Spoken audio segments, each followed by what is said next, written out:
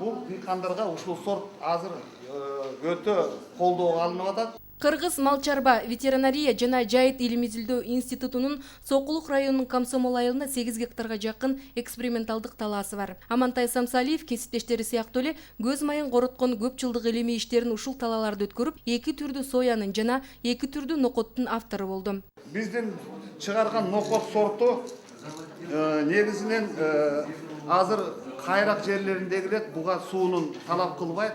Bizde Kırgızistan'da öte köp kayrak yerleri köp. Oşoluktan 2 tonnага чейин, 2,5 tonnага чейин бул Рафат жана Сайра деген сорттор түшүн бере алат.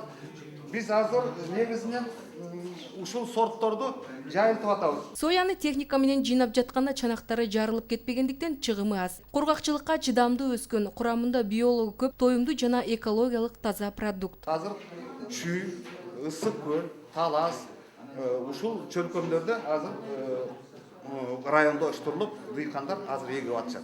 Эң негизги соянын майынан дагы мунун жымык сыгып алган негизги ошол жымыкта 42%ке чейин биолог болот. Мына ошол жымык дүйнөлүк экспортто биринчи дүйнөлүк экспорттун эң негизги продукциясы соян жымыгы. Адистердин айтымында илимпоздордун табылгасы муктаждыктарга ылайык пландаштырылса, чарбалардын өсүү өнүгүшү үчүн ар кандай шартта ал өз жемишин берет. Калыя Карабекова, Токтубүбү Матисакова, Аскат Эрбаев, жаңылыктар маалымат кызматы.